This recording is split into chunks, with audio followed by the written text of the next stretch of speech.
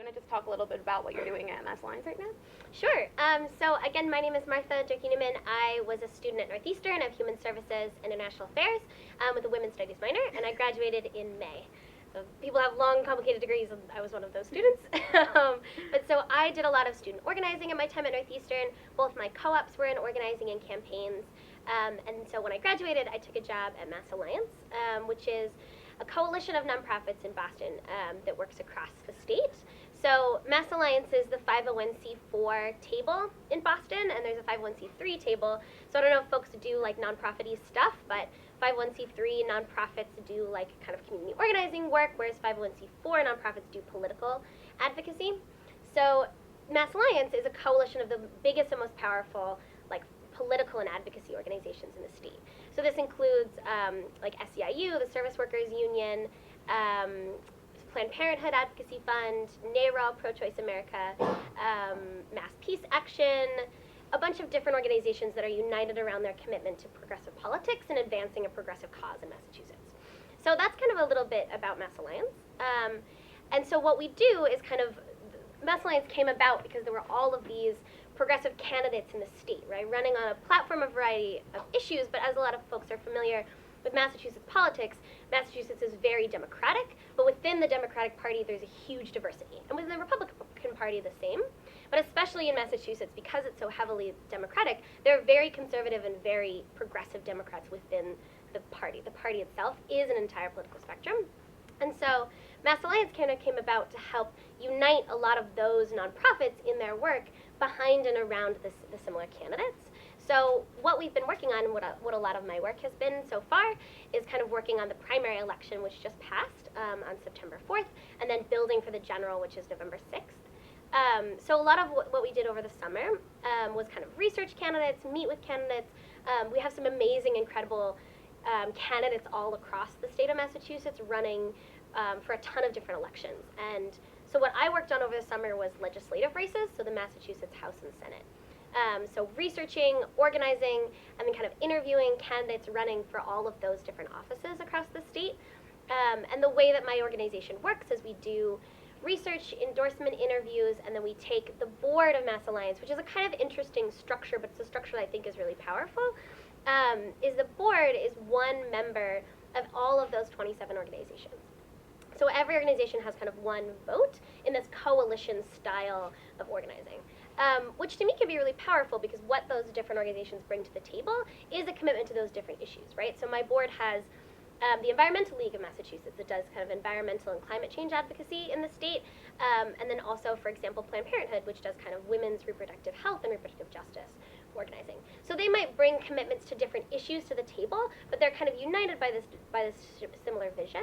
So they'll vote on candidates that can advance that vision. So a lot of my role was getting to talk with candidates, which was really powerful, and seeing the reasons why people run, why people go into politics, what campaigns look like, evaluating the structure and strength of different campaigns for those different public offices, and then taking that to the board, and they make coalition endorsements. And when the board votes, then it's the role of my coworkers and I to then support and encourage that candidate in their campaign. So a lot of the things we did over the summer was canvass, phone bank, do campaign strategy, meet with candidates, do candidate advising, all of that kind of thing to push folks like all the way to the State House through the primary, which just passed, and moving into the general in November. So that was a lot of the summer was spent working directly on those campaigns and kind of witnessing what grassroots campaigning looks like and feels like, what makes a strong campaign, how people run for office, why people run for office, how people are successful, that kind of thing. And especially for the primaries, there are a lot of races in Massachusetts that don't have Republican candidates on the ballot, so the race itself is decided in the primary. And there's especially a lot of races like that in Boston, so I don't know if folks are following kind of local politics to this district or the city of Boston or the Suffolk County itself, but there were a lot of really powerful and kind of contentious races happening, so we did a lot of work around what those different races were and kind of evaluating the strengths of different candidates and how to move campaigns forwards in a grassroots way. Because one of the biggest values of Mass Alliance is that candidates will run grassroots, on the ground campaigns and candidacies that are focused on voters rather than focused on corporations and money and politics and things like that. Pardon me. So a lot of it is focused on kind of what does grassroots campaigning look like and what are the strongest candidates in grassroots campaigning. So you talked a little bit about some of the bigger campaigns you worked on, both in the primaries and the midterms. Yeah. Do you want to like talk a little bit about what those campaigns were, like where they were, just for people that maybe aren't as familiar with Yeah, the intricacies absolutely. of it as you are? Yeah, absolutely. So we did legislative races all across the state for state, house, and senate. There are 22 senators in Massachusetts, and there's 139 House representatives, I think. So that's kind of the composition of the state, and we did a lot of different work in a lot of those races. But within Suffolk, some of the ones that were the biggest kind of races were all around like this district where a bunch of the universities are, which also has a really interesting dynamic that we can kind of talk about further about like young people's voting patterns. But one of the biggest races that you may have heard about that I did a lot of work on over the summer was the race for district attorney in Suffolk County. So the former district attorney retired in the spring, and there were 6 people who ran for district attorney in Suffolk County. And what kind of emerged from that field is 5 of the candidates were very progressive and had a lot of shared values. And so that was a really difficult thing for a lot of organizations who do criminal justice reform to focus around, having essentially 4 really strong progressive candidates, and trying to pick out what are the strengths of different campaigns. And so because of that, what my boss and I at Mass Alliance ended up doing was trying to convene a progressive criminal justice coalition. So we brought together people from across the spectrum who do work on the ground in communities, especially communities of color and communities impacted by mass incarceration and criminal justice in Boston, to kind of work on the Suffolk County District Attorney's race. And we put together an endorsement process, questionnaires for the different candidates, and I don't know if you folks have heard of Rachel Rollins, but she emerged as like the strongest candidate, both in having progressive values that aligned with a lot of the organizations that we work with in terms of criminal justice, but that also she had a really strong, robust campaign. And so when we made the decision within that coalition, it was about both strength of candidate and strength of campaign. And so she emerged as kind of the front runner, and so we organized a lot of work around her race and bringing a bunch of different players to the table, and it ended up being a very diverse and broad coalition, which was really powerful to see. Like, I worked with the Chinese Progressive Political Alliance in Chinatown to do work on the ground there, and I also worked with Right to the City Votes, which organizes in like Dorchester, Roxbury, Revere, Hyde Park, Roslindale, kind of communities like that. So a lot of communities that have a lot of immigrants from Haiti, from Puerto Rico, from who's like our Cape Verdean, a lot of folks in that. So it was bringing together communities across the county of Suffolk who are all impacted by criminal justice and criminal justice reform, and how to bring folks to the same table and say, we all have a lot of shared values, we have a lot of shared goals, and we want to elect a candidate that's going to represent a lot of like change in the district attorney's office, and how do we make these shared interests as public as possible. So that was a really cool race to have been a part of. There are also races across the state. I'm sure folks were following Ayanna Presley and Michael Capuano's race in the Suffolk district. I didn't engage directly on that race because it was congressional, and we were focused a lot on state and legislative races, but there were races across Suffolk that we worked on. Liz Malia is a representative for kind of Jamaica Plain, where a lot of folks live. A lot of Northeastern students. Representative was Jeffrey Sanchez, who represents Mission Hill. And so we did a lot of work on that race. Nika Elugardo was the opponent, who ended up winning in that district, which is like Mission Hill, Jamaica Plain, and a little bit of Roslindale. Yeah, does that kind of answer your question? Okay. And then you kind of mentioned earlier, like, looking at young people's voting patterns, and I know you specifically coordinate the interns at Mass Alliance, so you work a lot with young people in campaigning. What role do you see, like, college students and younger people having on these state and legislative races? Yeah, that's a great question. So there is, and I'm sure folks have been seeing this, but especially right now as everybody in the country is gearing up for November elections across the board, and the congressional midterms, and there's a lot of attention on voting right now.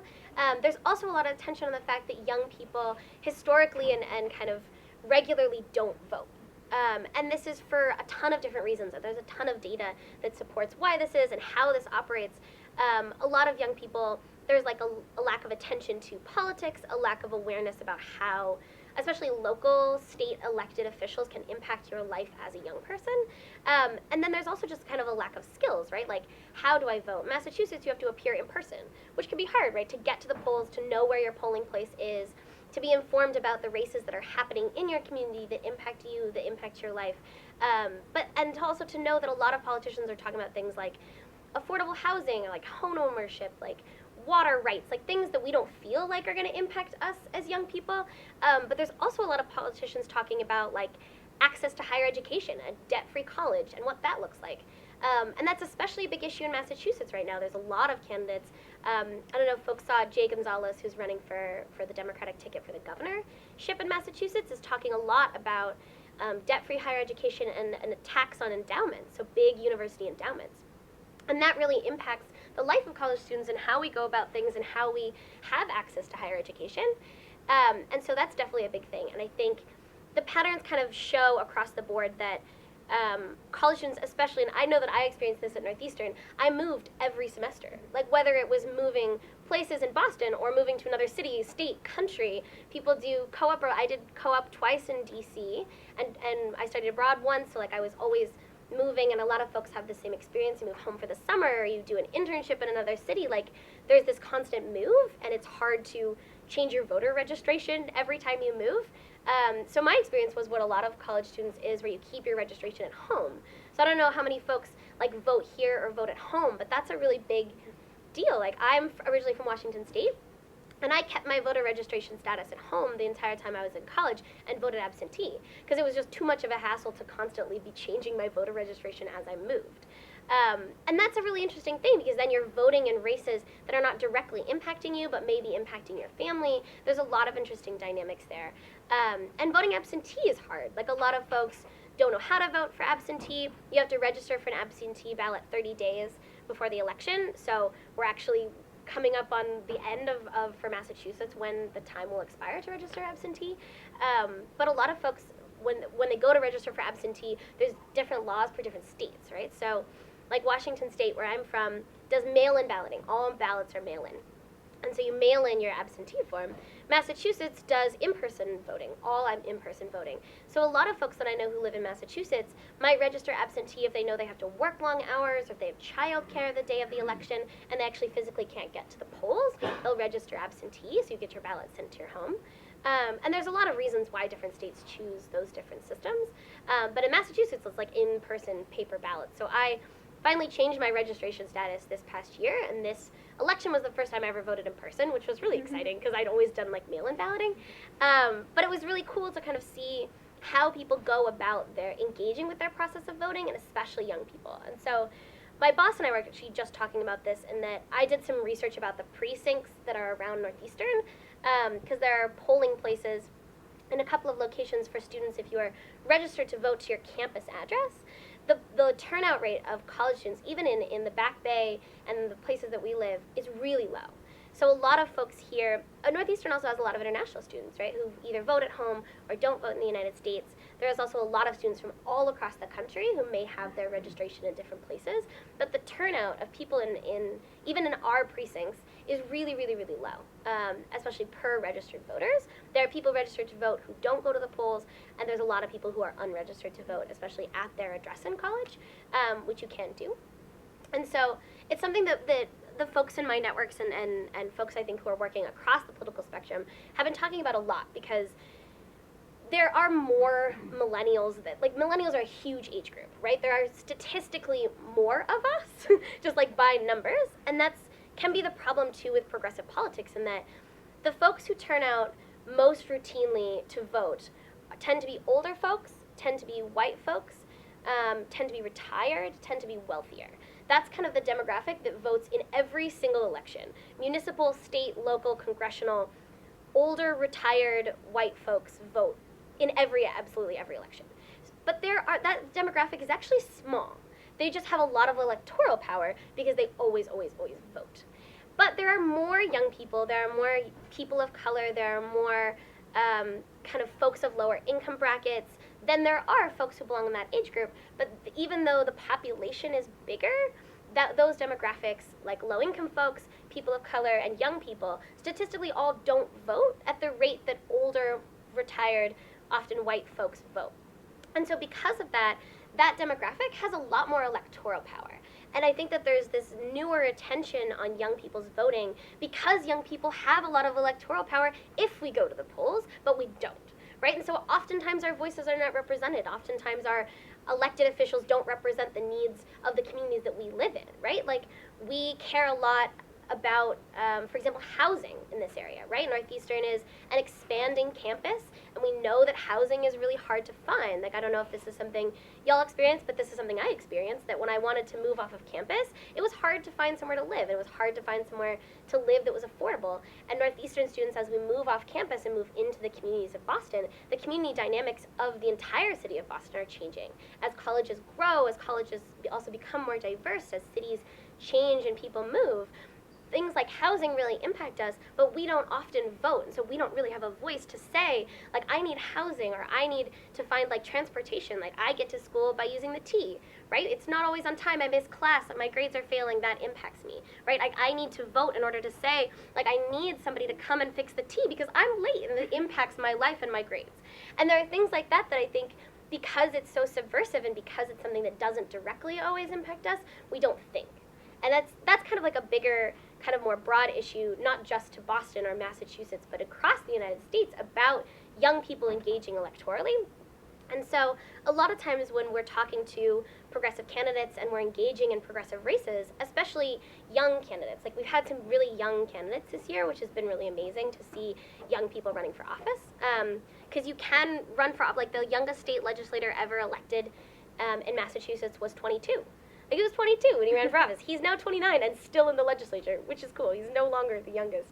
But a lot of young candidates, especially when we're talking to candidates and saying, they're like, okay, what should the strategy be? Like, how do we win? And we say, well, you have to get your people to the polls. Like, that's the biggest thing. Like, we have more people. We just have to get them there. And so that's one of the biggest barriers that we encounter, is not necessarily, I think there's often a misconception that in order to win an election, you have to change people's minds, right? Like, I have to look to you and say, what do you believe about guns? Well, I have a different opinion. I need to change your mind so that you will vote for me for this office. It's actually not actually a very effective strategy. The more effective strategy is to find the folks who are passionate about the issues you're passionate about, but who aren't voting, right? And say, here's how I'm going to help you get to the polls. Here's how I'm going to convince you or show you that voting matters and that your voice actually matters. And I think there's often, too, a belief, even in Massachusetts, that your vote doesn't count, that your vote doesn't matter, that Massachusetts is a lot of kind of Democrats and people who vote to the left say, like, Massachusetts is so blue that my vote doesn't matter anyways because there's so many other Democrats. Like, who cares another Democratic vote?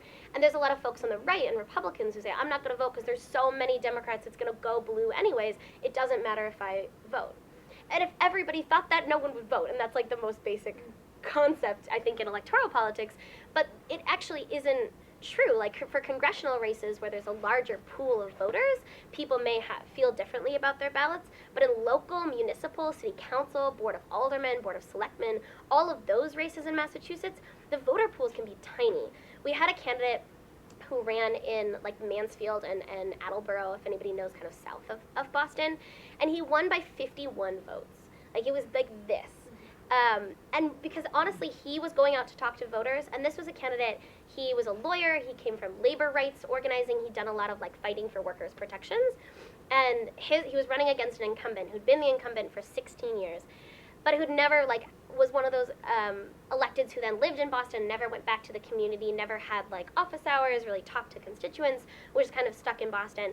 And so he went out and started talking to voters and saying, like, do you know who your rep is? You should, and I want to be your rep because your rep isn't doing anything for you. And the rep never ended up campaigning. And he won by 50 votes. And me and my coworkers thought he was going to lose terribly. Like, I talked to him on the phone at one point, and I was like, so have you been, like, writing down who's going to vote for you? You know, like, are you tracking your data? And he was like, not really. Like, I've just gone house to house, like, telling people who I am. And I was like, oh, my God, like, he's so going to lose. Like, he's going to lose terribly. And my coworker, my boss, and I were like, we don't need to go to that district anymore. We don't need to knock on doors because it's a lost cause. Like, we'll go to other places in the state. Like, his race doesn't matter anymore. He's going to lose. And he won by 50 votes because he was talking to voters and the rep wasn't. And that made the difference, right? And it was 51 people showing up to the polls that made the difference. And there are so many districts like that in Massachusetts. Like, often districts have about a win number of, like, 1,500 to 2,000 voters. every single voter voting in that district makes a difference congressionally, at least in the state house. So that's something that we'll talk about a lot, is like how to show young people and get young people engaged and activated and motivated to engage in races in their area, and to know that like knocking on doors and calling voters and telling people how to vote and who your rep is really does make a difference kind of in the long run. I'm just going to turn it actually to you for a second, because Sure. you are a very engaged young person. You did both of your co-ops in DC, and then both were in organizing and advocacy, and now you're working in organizing and advocacy. Like, how did you get from there when you were a second year applying for that co-op and get to where you are right now? That's a great question. So my kind of, I got started in movement and issue-based organizing. And issue-based organizing and electoral organizing are totally two different animals, which I'm only really starting to fully comprehend.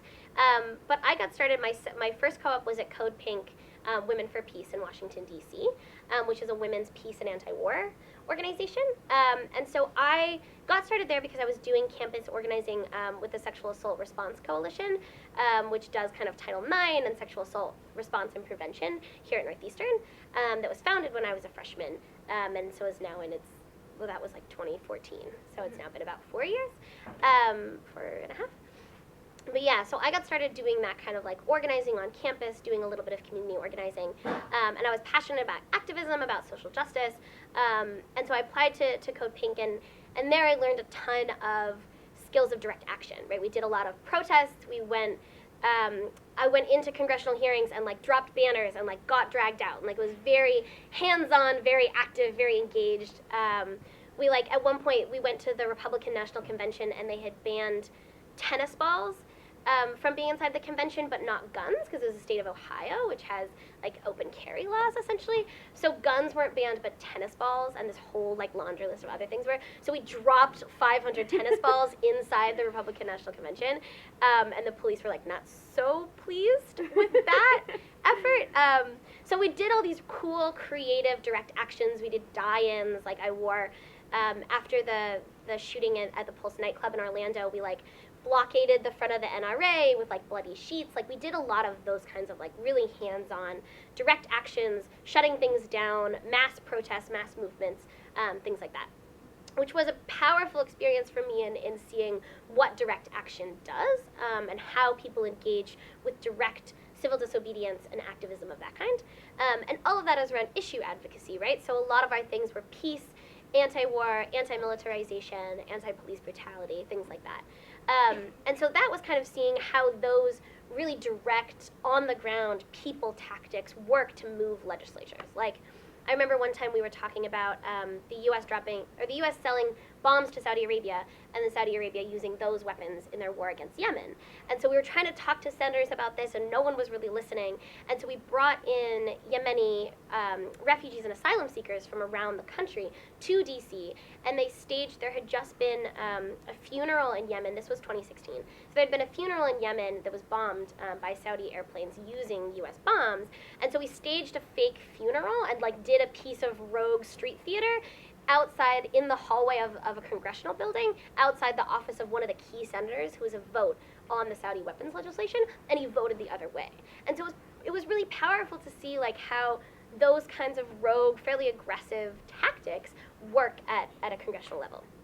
And then when I came back, it was post-2016 election, and I did a lot of organizing here at Northeastern about Sanctuary Campus and how to protect the rights of undocumented students at Northeastern. So that was kind of continuing issue advocacy and movement building. And then my second co-op, which was my last co-op, was at Oxfam America, also in Washington, D.C. And I worked, so if anybody also has questions about either of those two co-ops, you should totally come up to me afterwards and I'll give out my information. But yeah, I worked with Oxfam on doing refugee campaigning and organizing.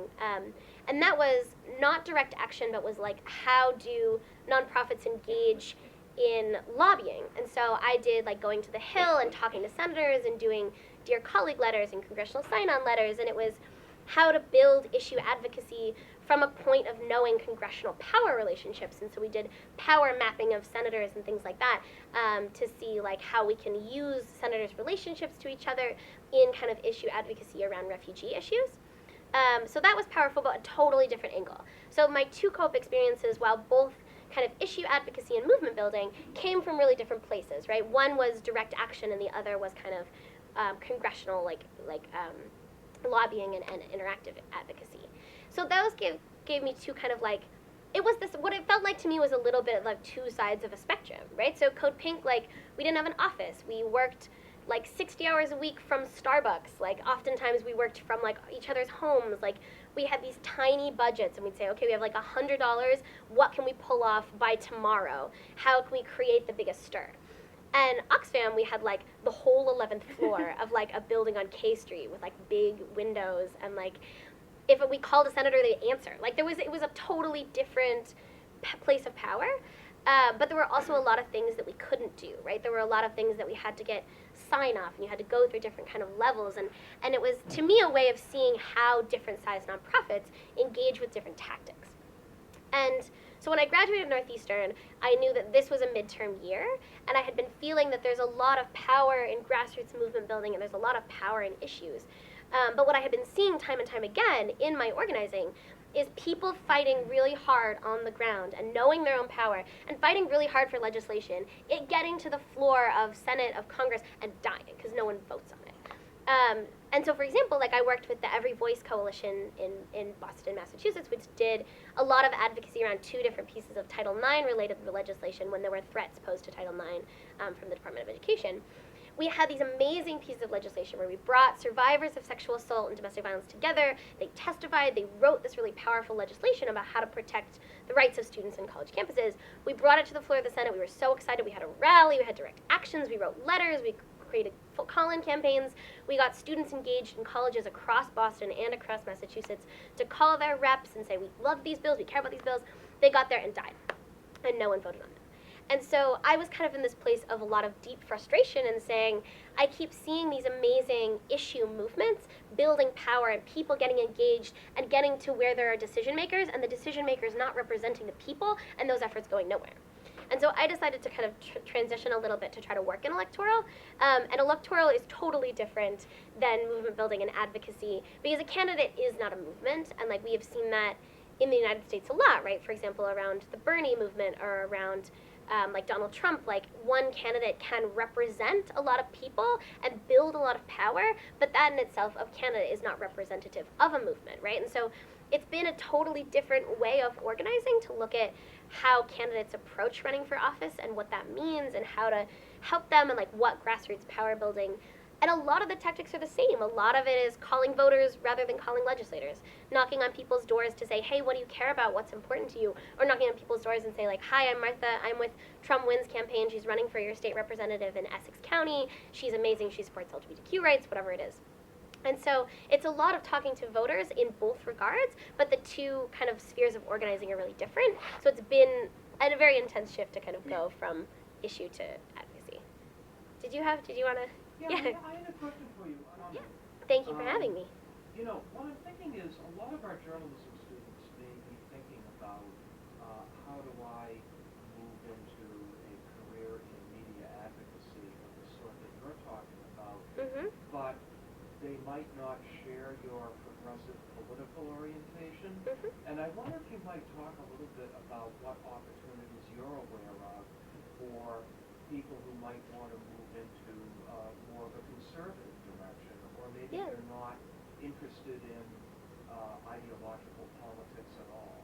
Yeah, that's a great question.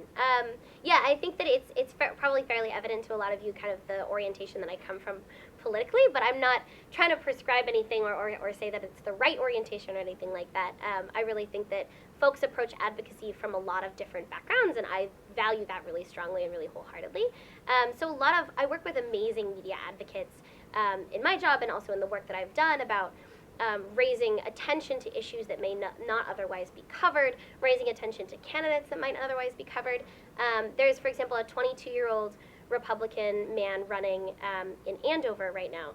And like, I would love to see the press focus on him because I love young people running for office of any political stripe. I think it's amazing that this young man has decided to run for office at 22. I think it's awesome. And I would love to see kind of the media be able to tell stories in a way that's empowering. And so I think that that's a really great question kind of about opportunities too, because for me, one of the most important things that journalists do for folks in my shoes from an advocate perspective is raise attention to things that are not otherwise being covered and tell stories in an empowering way. And that can be from any political orientation that you want. So for me, like a lot of times, advocates will be working really hard on things that nobody knows are happening from any kind of political standpoint that you have. There's just always a lack of awareness, a lack of opportunity of engaging directly with the public, and the media is an amazing venue to do that. And I've met a lot of journalists who are telling really powerful stories in a way that's empowering to the people who are involved in them. So I can talk a little bit about, I don't know if folks are following the ballot questions in Massachusetts, but there's 3 ballot questions. One is on safe patient limits and nurses, one is on campaign finance reform, and the last is on transgender protections in public spaces. And there have been amazing media advocates on both sides of every ballot question who are engaging in a way that I think is really, really powerful. So for example, the nurses question, it's a hard question because there are nurses on both sides of the question. There are 2 large nurses unions in Massachusetts, and one has endorsed yes and the other has endorsed no. And there are media advocates who are trying to kind of shine light on that question by highlighting the stories of different nurses and telling them in a way that's ethical and empowering and powerful that comes from the ground up. And that's something that I'm really appreciative of, especially when people are going to the polls. They take the stories with them that they hear. And so one of the most important things that people bring into the voting booth with them is stories. And this is like one of the most powerful things that we talk about with candidates is how do you craft your public narrative in order to speak to people. And the media is the venue through which candidates and all people do that. And so I think a lot of times what I'm seeing is the press engaging in a way that uplifts the stories that people are telling in the way they want to be told. And that doesn't always happen, but when it happens, it has amazing advocacy power. If you're lifting up somebody's story in the way that they come with their own autonomy into the story, saying, you know, I am a nurse and I have 10 patients and I am bone tired and work too much and like I need a statewide limit that says I can only have a certain amount of patients in order to protect my rights and my energy. And that story can be lifted up in a lot of different ways. And there's also a story of a nurse saying, if you put patient limits on my hospital, it will force my hospital to hire more nurses and my salary will go down, and I need this salary to feed my family, my children, I need this job, and this safe patient limit is actually a bad thing for me, for my life, for my choices. And those are 2 stories from 2 sides, and I think one of the most powerful things that we give people in like a voting space is information and is narrative. And so if you can, as a media advocate, come into it in a way of lifting up people's stories in the way that they want their story to be shown, it has the most power for giving people the tools that they need to make informed choices when voting.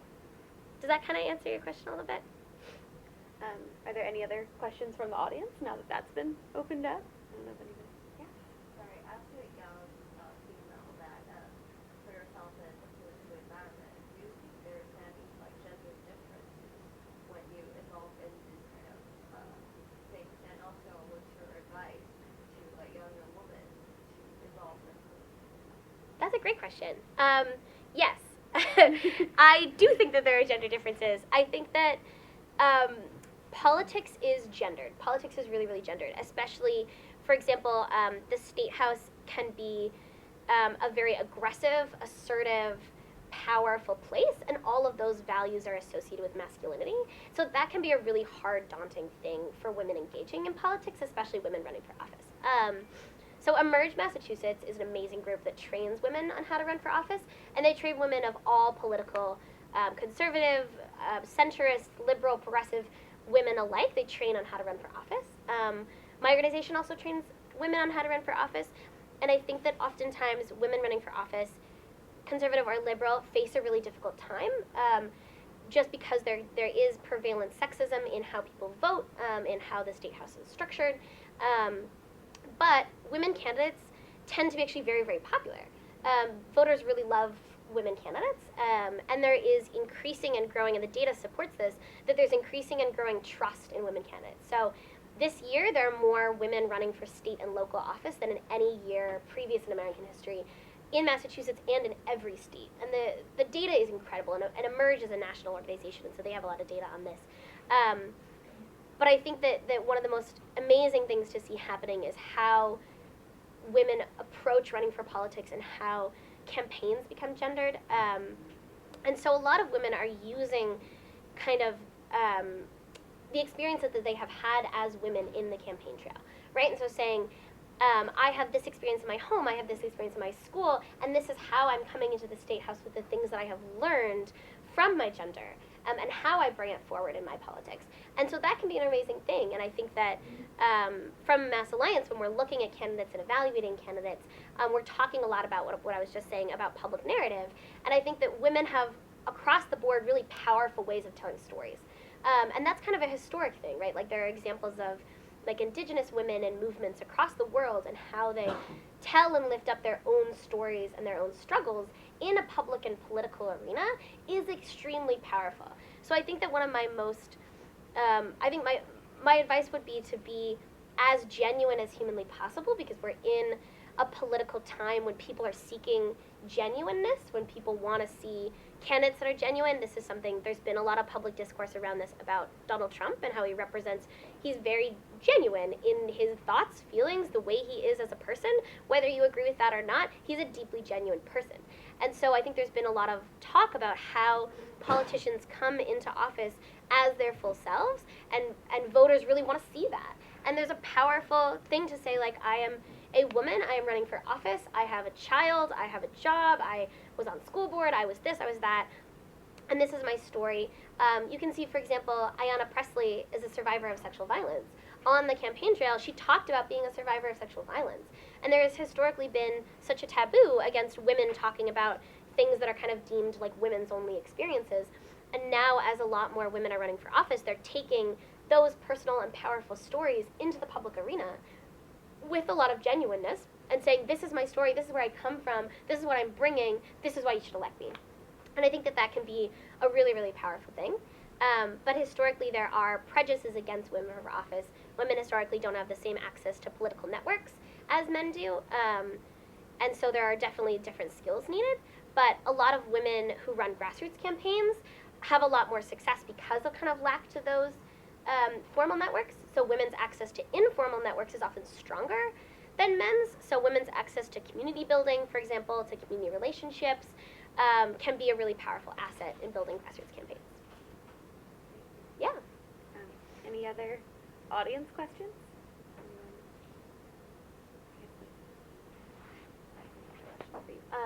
I do, actually. What do you think, looking forward to the midterms, is the biggest local election to watch, and maybe the biggest national election to watch? Ooh. Or like your personal preference on that? Oh, that's a Kind really of bringing interesting that on question. too. Yeah, no, that's I'm a really interesting curious. question. So I think in Massachusetts, one of the most interesting things to watch is there's historically been, since there's kind of a lack of attention to folks who've been in the State House a long time, what we're seeing right now is because there's so many candidates, so many people who thought they had like a safe seat in the legislature are getting challenged. And that's really powerful to watch. So, for example, Jeffrey Sanchez, who represented Mission Hill, Jamaica Plain, and some of Hyde Park and Roslindale, that district, Jeff Sanchez has been in the legislature for 15 years, and is kind of seen as like a stalwart progressive legislator. And he was taken out of office at this midterm by somebody further to the left. And the voters were saying, like, and a lot of it is not even just political orientation. I know I've been talking a lot about progressive politics because that's what I work in, but it's not just people saying he's not progressive enough. It's that we are tired of seeing inaction from our legislators, and we're ready for new energy. And that's been a common thread in the primaries, and that's what we're going to see in the midterm general elections. And that's from the right as well. There are Republican legislators that have been in for a really long time. There's one right now. He's been in for 36 years, and he's being challenged by somebody who's a little bit further to the right of him, but the voters in his district are saying, you have sat there and put forward no legislation for years, and it doesn't fly anymore. We don't care. The new person coming in, their politics almost doesn't matter. We just want somebody to do something. So there's this deep building energy across Massachusetts of saying, we are tired of seeing inaction from our legislators, and we're ready for the people we elect to be held accountable to the public kind of despite whatever their political opinions may be, but we want to see action happen, and we want to see that come from the community. So there's, for example, there's a community in Leominster that is really not a fan of having immigrants come into their community. And a long time their legislators haven't really done anything about it, and the people have come together to kind of say, we want to elect somebody who's going to do something on this issue.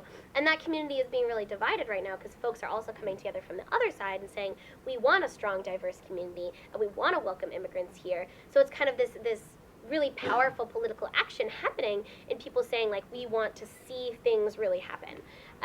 So I think some of the most interesting races to me, I'm like following a lot of legislative races naturally for work. Point out, some people have to go to class. Oh yeah, that's Don't be totally offended okay. or anything. No. I just got a have no class. idea what time it is, so. Me neither. If you also need us to wrap up, Yeah. we totally can. Let us More know. questions, yeah. Okay. But yeah, so I think races to watch. The governor race in Massachusetts will be interesting, especially about how Charlie Baker has been as a governor and what that race kind of means and looks like for the future. And then also state and legislative races that I'm watching are Paul Feeney in Attleboro, Natalie Higgins in Leominster, that are kind of races that are turning into kind of referendums on larger political issues. And one of the most interesting races to me in Massachusetts will be the third ballot question about transgender protections in Massachusetts will be something interesting to follow. When you're talking about the electoral campaigns at grassroots level, you are talking about the importance of emotions that we bring to the ballot and the importance of storytelling. Since you work in a coalition of like Masara and the name, how do you raise the level of advocacy storytelling within a coalition? And I'm curious to know who collects these stories. That's a great question. So coalition advocacy can be really messy, right? Coalitions are really messy, and coalitions, by their nature, is like one vote representing a huge diverse group of people and interests. And so I think within coalition advocacy, one of the most important things that we're running into is how we tell and hold intersectional stories. So how we lift up the story of somebody who is impacted by and represents a bunch of different issues that are all at the same table. So right now we've been telling the story a lot of somebody who is a mother and who is dependent on kind of state services like SNAP and food stamps and things like that. So representing kind of one direction, but who also came to the U.S. as a refugee, and that kind of her story belongs to kind of a lot of issue advocacy of other folks, and is a person of color, and so faces kind of structural racism that a lot of folks are facing. And so we're kind of working as a coalition, and how do we, and this particular person lives in East Boston, has been saying, oh, hey, like I'm worried about flooding in my area, which is a climate change issue. And so there's kind of a way of how coalitions lift up stories that help us all, right? And stories of people who are impacted by the intersecting issues, and knowing that all of our issues, the reason we're all at the same table is because all our issues intersect each other, and it's how do we lift up narratives that belong and kind of hold honor to that intersectionality. But I think that one of the most powerful things, and you asked about where narratives are being held, the media. Narratives are held in the media. Organizations can bring forward their own narratives and say, like, this is a spokesperson for my organization, and this is somebody who speaks at a rally who says, I've experienced this, and that's why I care about this. And talking to people is a really powerful way to bring narrative, but one of the biggest ways to kind of highlight stories is in the media. And so that's one of the most important things, is saying, like, how do we tell people's stories, and how do we collect and hold stories in the public narrative accountable to the people that they belong to in a media space? Does that kind of answer your question? Yeah, absolutely. Any other questions? I don't know, what time do we have? And we're right around, we're supposed to want. Anything else? Is that it? Well, thank you very much. Yeah, That was absolutely. great. Thanks so much. You should all register to vote and vote in Massachusetts or at home, wherever you want to vote. The Secretary of State's website is where you find out how to vote. Say vote early and often. I changed Vote my early enough.